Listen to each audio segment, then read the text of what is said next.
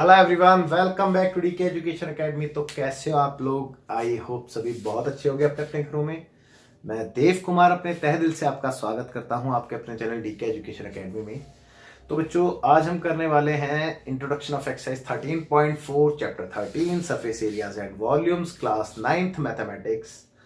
सो far हमने solution of exercise 13.3 complete कर ली है और आप लोग पहले उसको देख सकते हैं। तो बच्चों, स्टार्ट करते हैं अपने very first topic, that is surface areas of a sphere. यानी कि स्फीयर के सरफेस एरिया के बारे में हम डिस्कस करेंगे और हेमिस्फीयर के बारे में भी। तो बच्चे स्टार्ट करते हैं। देखिए, सबसे पहले first of all we discuss about the sphere, यानी कि स्फीयर क्या होता है, उसकी शेप कैसी होती है, उसके बारे में पहले बात करेंगे। तो sphere like a ball, ball देखिए ना सबने बेटा, बॉल जानते होगे, है ना। कोई सी बॉल ले सकते हैं, फुटबॉल ले सकते हैं, क्रिकेट की बॉल ले सकते हैं, जो भी मतलब स्फीयर गोल होती है बिल्कुल, है ना। तो स्फीयर की शेप कैसी होती है बेटा? लाइक अ बॉल, है ना। तो अगर मैं बॉल की बात करूं तो मैं उसके कर्व सरफेस एरिया और टीएसए की बात करूंगा। तो देखिए बेटा, सबसे पहले फिगर बना लेते हैं, एक छोटी सी रफ फिगर। तो ये तो सर्कल लग रहा है ना, क्योंकि 2D फिगर में वो सर्कल ही दिखता है। एक्चुअली स्फीयर बनाना थोड़ा सा इसीलिए दिक्कत देता है, लेकिन कोशिश करते हैं बनाने की, आपको स्फीयर जैसा लगे।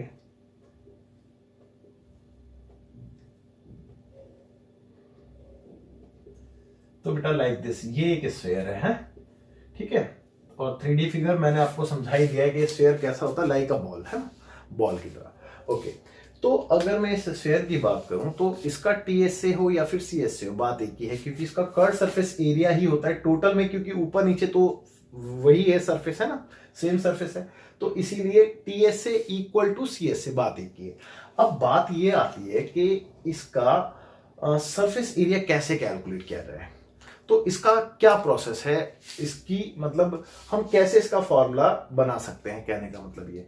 तो देखो, वैसे तो मैं आपको सिंपल तरीका बताऊं तो एरिया ऑफ अ सर्कल आपको पता है ये पाई आर स्क्वायर होता है, उसका 4 गुना एरिया इसका होता है, 4 टाइम्स।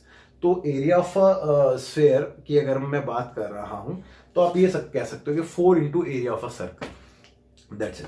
बट फिर भी थोड़ी सी एक्टिविटी मैं बता देता हूं कि किस तरीके से इसका जो सरफेस एरिया है वो कैसे कैलकुलेट हम करते हैं। तो अकॉर्डिंग टू एनसीईआरटी, अगर मैं एनसीईआरटी के अकॉर्डिंगली बात करूं तो एनसीईआरटी ने एक एक्टिविटी की है कि एनसीईआरटी ने क्या किया है कि एक थ्रेड लिया बेटा, एक धागा, समझते हो ना थ्रेड।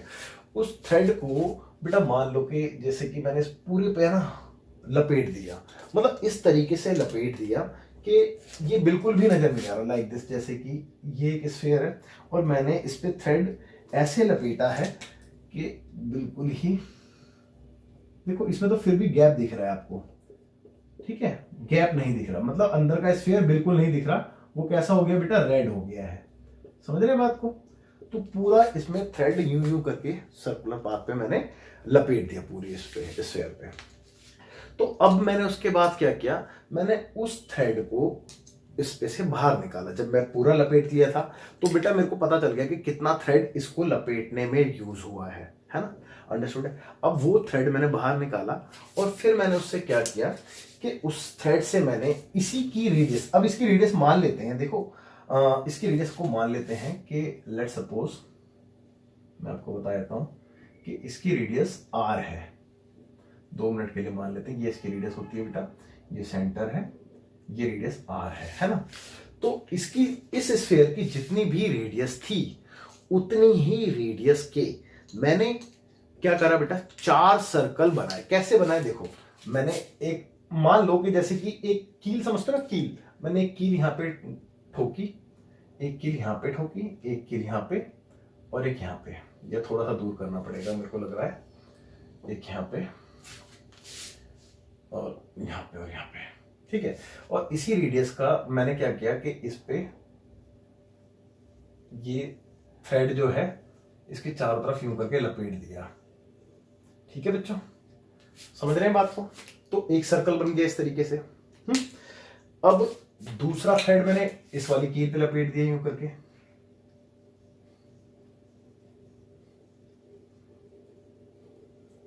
ठीक है। तो ये दूसरा सर्कल बन गया और सेम रेडियस का लेना मैंने, इतनी ही रेडियस, भाई रेडियस चेंज नहीं करनी है यहाँ पे आपने, रेडियस ध्यान रखना, रेडियस आर ही होनी चाहिए, ठीक है, रेडियस आर ही होनी चाहिए, इसी की रेडियस के जितना। लेकिन अभी भी थ्रेड बचा हुआ है मेरे पास, मतलब जो मैंने इसमें से थ्रेड को लिया, उस थ्रेड से मैंने एक सर्कल ड्रॉ किया इस तरीके से, दूसरा सर्कल इस तरीके से ड्रॉ किया, और फिर ये मैं तीसरा सर्कल ड्रॉ कर रहा हूं इस वाली कील पे, और ये आपका एक और सर्कल ड्रॉ हो गया, ठीक है। और यहाँ पे भी रेडियस सेम ही रखी है, क्योंकि मैंने बताया आपको रेडियस चेंज नहीं करनी है, तो इसकी रेडियस भी आर है। और यहाँ पे चौथा सर्कल ड्रॉ कर दिया मैंने, और अब ये मेरा थ्रेड पूरा कंप्लीट हो गया। भाई मेरे पास जो थ्रेड था, जिसको मैंने यहां से खोला था इस वाले स्फीयर पे से, उस थ्रेड से मेरे आर रेडियस के 4 सर्कल ड्रॉ हुए। और ये चारों सर्कल कैसे बेटा, सर्कल हमेशा फ्लैट सरफेस होता है, तो इन चारों सर्कल, ये चारों सर्कल बेटा कहां से ड्रॉ हुए हैं, आप खुद बताइए, इसी थ्रेड से ड्रॉ हुए ना, ठीक है। तो इस चारों सर्कल का एरिया जितना भी होगा उतना ही एरिया इसका होगा, अंडरस्टूड है। अब एक सर्कल का फ्लैट एरिया क्या होता है, अगर उसकी रेडियस आर है तो बेटा पाई आर स्क्वायर होता है, भाई पाई आर स्क्वायर ही तो होता है, तो इसका भी पाई आर स्क्वायर होगा, इसका भी पाई आर स्क्वायर होगा, इसका भी पाई आर स्क्वायर होगा। तो बेटा कुल मिला के बात यह है कि इसकी बात करूं अगर मैं अब इसकी स्फीयर की, तो मैं इसको रफ कर देता हूं। अगर मैं इस स्फीयर की बात कर रहा हूं तो कर्व्ड सरफेस एरिया या फिर सरफेस एरिया, कुछ भी कह सकते हो, बात एक ही है, ऑफ अ स्फीयर क्या होता है बेटा, 4 पाई आर स्क्वायर, अंडरस्टूड है बेटा। 1 pi are square, 1 pi are square, 1 pi are square, 1 pi are square, मतलब 4 पाई आर स्क्वायर हो गया। ओके, अब ये तो था टोटल इसका, है ना। अब हेमिस्फीयर अगर होता तो क्या होता भाई, अगर हेमिस्फीयर होता तो क्या होता, तो देखो हेमिस्फीयर का एरिया निकालना बहुत इजी है।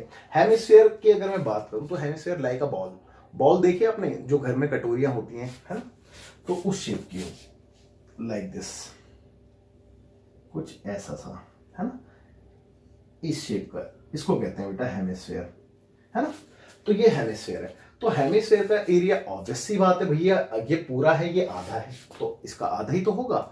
लेकिन इसमें कर्व और टोटल में इसमें डिफरेंस होता है, क्योंकि देखो ना, इसमें इसके टॉप पे एक सर्कल बना हुआ है, इसके टॉप और बॉटम पे कुछ नहीं था, बट इसके टॉप पे एक सर्कल है, तो इसका कर्व सरफेस एरिया अलग होगा, टीएस से अलग होगा, बट इसका टीएस से और सीएस से दोनों सेम ही होते हैं, है ना। तो curve surface area of a hemisphere, वो तो इसका आधा हो जाएगा, यानी कि 2 पाई आर स्क्वायर, है ना। लेकिन अगर मैं टीएसए की बात करूं, total surface area of a hemisphere, तो बेटा टोटल में इसके कर्व में एक देखो टॉप और बॉटम ऐड हो जाएगा, तो बॉटम में तो कुछ नहीं है, लेकिन टॉप पे एक सर्कल है, तो बेटा 2 पाई आर स्क्वायर में एक सर्कल और ऐड हो जाएगा, तो जिसकी रेडियस आर है, तो भाई 2 पाई आर स्क्वायर और प्लस में एक सर्कल का एरिया जो कि पाई आर स्क्वायर होता है, तो 2 और 1 मिलके 3 पाई आर स्क्वायर बन गया, तो ये आपका एरिया आ गया 3 पाई आर स्क्वायर। तो उम्मीद करता हूं बेटा यहां तक भी कोई डाउट नहीं होगा, और फॉर्मूले का जो था पोर्शन वो तो इतना ही था, और इसका वॉल्यूम तो खैर हम बाद में बात करेंगे, अभी तो सरफेस एरिया से रिलेटेड बातें हो रही थी। तो आप वीडियो को पॉज करके नोट कीजिए, फिर देखते हैं इसके ऊपर कुछ एग्जांपल्स हैं। बच्चों बात करते हैं एग्जांपल नंबर 7, जो कि पेज नंबर 224 एनसीईआरटी है। तो बहुत इजी है, देखते हैं क्या कहता है। कहते हैं find the surface area of a sphere of radius 7 centimetre. आपके पास एक स्फीयर है जिसकी रेडियस बोली है 7 सेंटीमीटर है, और आपसे बोला गया है कि find the surface area of a sphere, और आपने इसका सरफेस एरिया कैलकुलेट करना है। तो एक स्फीयर है बेटा, फिगर जनरली बना लेनी चाहिए, ठीक है। तो ये एक स्फीयर हो गया बेटा, जिसकी रेडियस यानी कि आर 7 सेंटीमीटर है। ओके, तो मैं बात करता हूं इसके एरिया की। तो बच्चों रिक्वायर्ड एरिया क्या है बेटा, surface area of a sphere, है ना। तो surface area of a sphere, और अभी अभी बताया बेटा सरफेस एरिया स्फीयर का क्या होता है, 4 पाई आर स्क्वायर, तो 4 पाई आर स्क्वायर, तो 4 एज इट इज, पाई के लिए अगर कुछ नहीं बोला तो 22/7 लेते हैं, आर फॉर रेडियस जो कि 7 है, तो 7 2 टाइम्स आएगा क्योंकि स्क्वायर है उसमें, ये कैंसिल हो गया, है ना। अब देखो अब सिंपल तीनों को अगर मैं मल्टीप्लाई कर दूं तो आंसर निकल जाएगा। तो कितना बेटा, 88 है, चेक कर लो भाई। 4 टू द 8, 4 टू द 8 और इंटू 7, तो 7 8 56 का 6 कैरी हुआ 5, 7 8 56, 56 57 58 59 60 61 61, तो 616 बिल्कुल ठीक है, 616 सेंटीमीटर स्क्वायर। तो 616 सेंटीमीटर स्क्वायर। और बच्चों उम्मीद करता हूं कि आपको समझ में आ गया होगा, तो फटाफट से आप वीडियो को पॉज करके नोट कीजिए। फिर देखिए बच्चों एग्जांपल नंबर 8 जो कि सेम पेज 224 एनसीईआरटी है। तो क्या कहता है, कहता है find number 1 the curve surface area, number 2 the total surface area of hemisphere of radius 21 centimetre. Okay, तो इस बार एक हेमिस्फीयर है बेटा, तो फिगर बना लें पहले थोड़ी सी। तो हेमिस्फीयर लाइक दिस कुछ ऐसा सा दिखता है, और इसकी रेडियस के बारे में आपने आपसे कुछ बोला है कि कितनी है, 21 है ना। हाँ जी, तो रेडियस इसकी है 21 सेंटीमीटर। और इसमें दो चीजें आपसे मांगी हैं। नंबर 1 बोला है, जो पहला पार्ट है उसमें बोला है बेटा कि कर्व सरफेस एरिया, नंबर 2 है टोटल सरफेस एरिया। तो number 1 curve surface area of a hemisphere.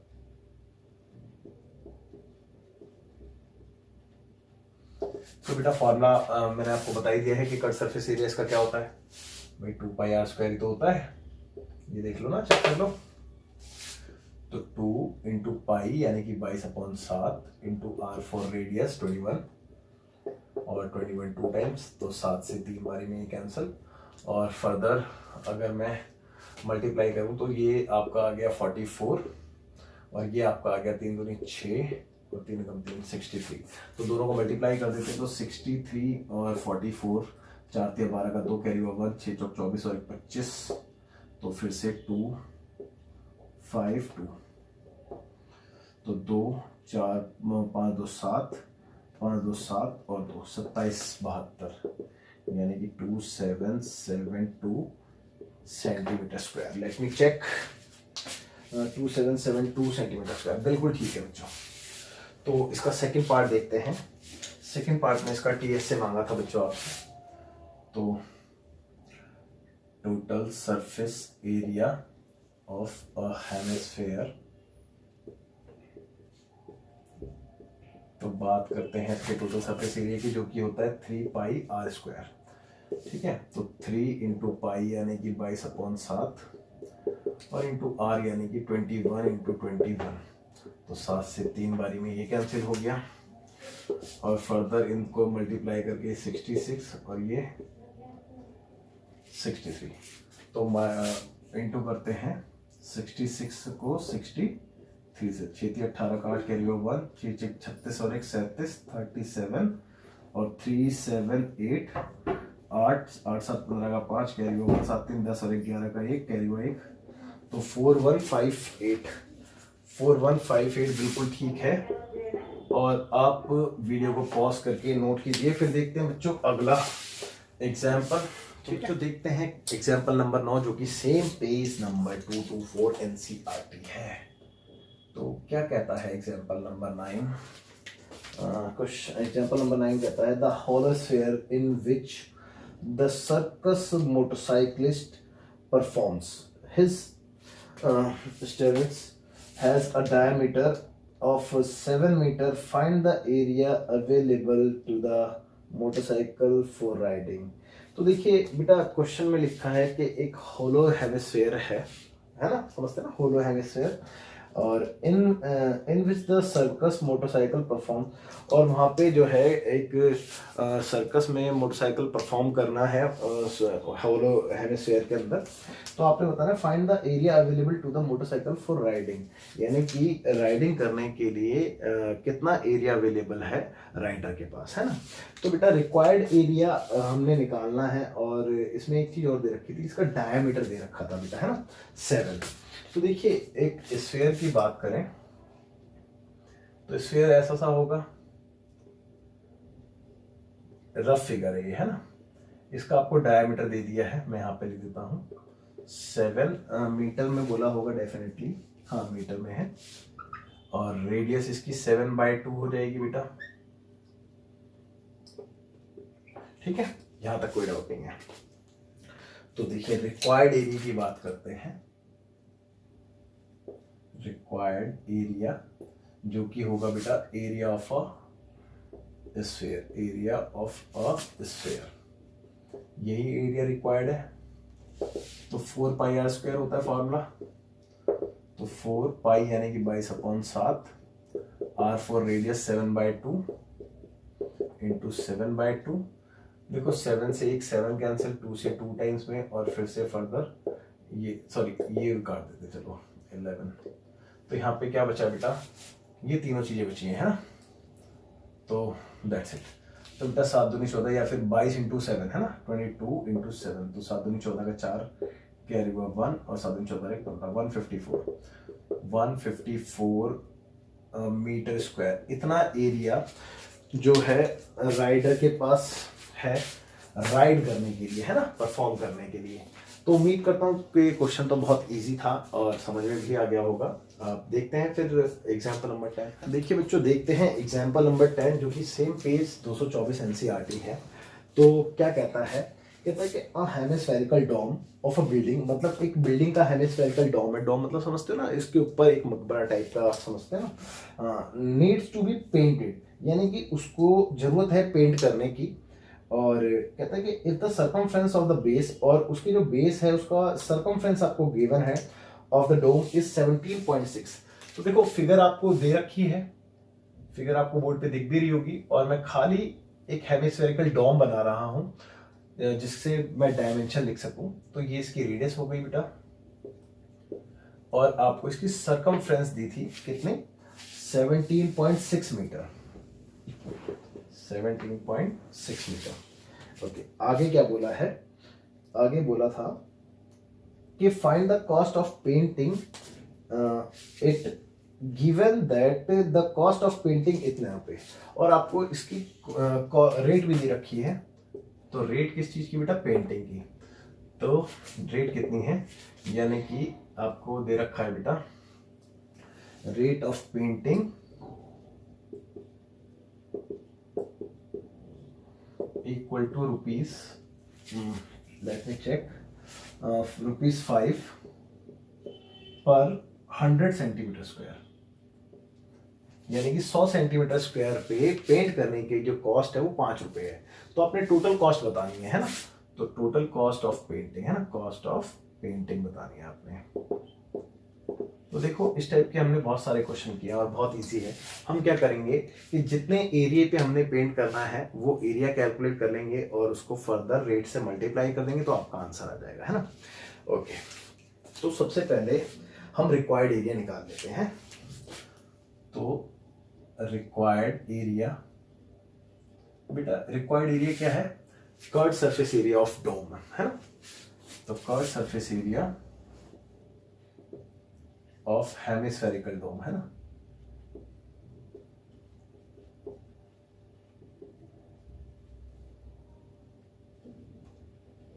ठीक है, ओके। तो कर्व्ड सरफेस एरिया का फॉर्मूला क्या होता है बेटा, पाई 2 पाई आर स्क्वायर, है ना भाई, ये बताया था ना, देखो ना, चेक करो, curved surface area of hemisphere 2 pi are square. अब प्रॉब्लम क्या है कि हमारे पास रेडियस नहीं है, तो बेटा मेरे को यहाँ पे रेडियस पहले कैलकुलेट कर लेनी चाहिए, है ना। तो रेडियस के रिगार्डिंग अगर मैं बात करूं तो मैं रेडियस कैसे निकाल सकता हूं, मेरे को एक चीज दे रखी है जो कि है सर्कमफ्रेंस। मैं इसका यूज करके पहले रेडियस कैलकुलेट करूंगा और फिर इस पार्ट को मैं आगे कंटिन्यू करूंगा। तो देखो मैं यहां पे कर देता हूं, वी हैव, मेरे को क्या दे रखा है बेटा, सी फॉर सर्कमफ्रेंस यानी कि 17.6 मीटर है ना। अच्छा ये मीटर में है ना, एक बार ये चेक कर ले, बिल्कुल मीटर में ही होगा वैसे तो, हाँ, लेकिन आपको जो रेट दे रखी है वो सेंटीमीटर में दे रखी है, तो मैं इसको भी सेंटीमीटर में कन्वर्ट कर लूं, है ना। तो अगर मैं इसको सेंटीमीटर में लिखूंगा तो कैसे लिखूंगा, ये मीटर में है, तो सर्कमफ्रेंस का फॉर्मूला क्या होता है बेटा, 2 पाई आर, और इसको हमने लिख दिया इतना, भाई 100 से इंटू कर देंगे ना, तो इतना सेंटीमीटर हो गया। अब ये, अब देखिए 2 तो एज इट इज, पाई यानी कि 22/7, और आर फॉर रेडियस बतानी है, तो 17/60। तो रेडियस कितनी आ गई बेटा, चेक करेंगे, 1760, और ये 7 इंटू में आ जाएगा, और अपॉन में 2 इंटू 22। ओके, तो रेडियस आपकी आ रही है, देखते हैं कैलकुलेट करके, 11 से कैंसिल कर लेते हैं पहले, 2 ज़ा और 11 से 1 ज़ा बचे 6, तो 6 ज़ा 0 का 0, और फिर 2 से काटा तो 80 और 2 से काटा तो 40, यानी कि रेडियस जो आपकी आ गई 40 इंटू 7 आएगी, तो 7 चौक 28, यानी कि 280 सेंटीमीटर। ओके, यहाँ तक भी आपको कोई डाउट नहीं होगा। अब देखिए, तो रिक्वायर्ड एरिया कितना आ गया बेटा, 2 पाई यानी कि 22/7, आर फॉर रेडियस कितनी है 280 इंटू 280, ठीक है। यहाँ अब देखो ये कैंसिल हो जाता है, ठीक है, इतने टाइम्स में, तो बचा क्या बेटा 2 into 22 into 280 into 40 centimetre square. तो ये फाइनली क्या आ गया बेटा, ये आपका रिक्वायर्ड एरिया आ गया है। अब आपने कॉस्ट अगर निकालनी है तो आप क्या करेंगे कि रिक्वायर्ड एरिया में रेट का मल्टीप्लाई कर देंगे, है ना, यही हमने सीखा है। तो देखते हैं, यहाँ पे कर देता हूं मैं नीचे, देखिए, तो now cost of a painting equal to, भाई कैसे करेंगे, इसको मल्टीप्लाई कर देंगे उससे, तो 5 से मल्टीप्लाई कर रहा हूं मैं किसको, 2 इंटू 22 इंटू 280 इंटू 40, और क्योंकि ये जो कॉस्ट है ये कितने की थी बेटा, 100 सेंटीमीटर स्क्वायर की थी, मैंने यहाँ पे स्क्वायर लिख दिया गलती से, एक बार चेक कर लें, हाँ 100 सेंटीमीटर स्क्वायर की थी, तो डिवाइड मेरे को 100 करना पड़ेगा बेटा, ठीक है। तो इतने रुपए कॉस्ट आ जाएगी आपकी, तो कॉस्ट हमेशा रुपीज में आती, तो यहाँ पे मैं रुपीज में लिख देता हूँ। ओके, अब देखो 1 0 ये वाली गई, 1 0 ये वाली गई, अब फाइनली मेरे को इन तीनों को मल्टीप्लाई करना है, ठीक है, और मेरे को आंसर लिखना है। तो मैं एक बार फटाफट से इसका मल्टीप्लिकेशन देखते हैं बेटा, देखो 5 दूनी 10, 10 को 28 से करेंगे तो 280 आ जाएगा, तो 200 5 दूनी 10, 10 इंटू 4 40, ठीक है। देखिए कितना है बेटा, ये 5 2 10 हो गया एक तो, ठीक है, और ये हो गया 44, और 44 के बाद ये हो गया 28, चेक कर लो भाई, देखिए 5 2 10 और ये 88 और ये 28, ठीक है। अब इन तीनों का फाइनली मल्टीप्लाई करके आंसर लिख देना है, तो 28 इंटू 44 करते हैं, तो 8 चौक 32 का 2 कैरी हुआ 3, और 4 दूनी 8, 8 3 11, और फिर से 4 से करेंगे तो सेम ही आना है, तो 112, यानी कि 2 3 2 1, और एक साथ में 0, यानी कि 12,1,23,000 नहीं सॉरी 12,320 आ रहा है, चेक करेंगे 12,320, नहीं कुछ मिस्टेक लग रही है, 12,000 cost of painting, hold on, cost of painting इतना था, सेंटीमीटर स्क्वायर में था, तो 1 मीटर स्क्वायर,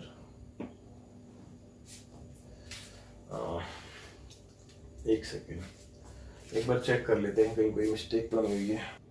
एक्चुअली बच्चों थोड़ी छोटी सी एक मिस्टेक हो गई, देखो ध्यान से, देखो मैंने 5 2 10 यहाँ पे लिख दिया, और जब मैंने इन दोनों को मल्टीप्लाई किया था तो 4 2 8 और 4 2 8 यानी कि 88 लिखना था, मैंने गलती से 44 लिख दिया था, और इंटू 28। तो जब मैं अब इन तीनों को मल्टीप्लाई करूँगा, यानी कि यहाँ पे इसको 88 रख के, तो बेटा सिर्फ फर्क इतना आएगा कि इसमें 2 का और मल्टीप्लाई हो जाएगा, क्योंकि 2 ही तो कम था इसमें, जब इसमें 2 का मल्टीप्लाई होगा तो 0 4 6 और ये 2 2 4 और ये 2, यानी 24,640 रुपये आ जाएगा। तो रुपीस 24,640 ये आपका फाइनल आंसर आ रहा है। इतने पैसे लगेंगे डोम, जो बिल्डिंग का डोम है उसको पेंट कराने में। तो उम्मीद करता हूँ बच्चों आपको समझ में आ गया होगा, और ये छोटी सी जो मिस्टेक थी वो मैंने आपको क्लियर कर दी है। तो आप इस चीज़ को थोड़ा सा इग्नोर करें और वीडियो को पॉज करके आप इसको नोट कीजिए। बाकी इस एग्जाम्पल के साथ आज की क्लास भी आपकी ओवर होती है और ये इंट्रो कंप्लीट होता है। तो आप लोगों से रिक्वेस्ट है कि बच्चों एक्सरसाइज 13.4 एक बार सेल्फ जरूर ट्राई करें। तो जब तक के लिए बाय बाय, टेक केयर, जय हिंद। मिलते हैं आपसे अगली क्लास में।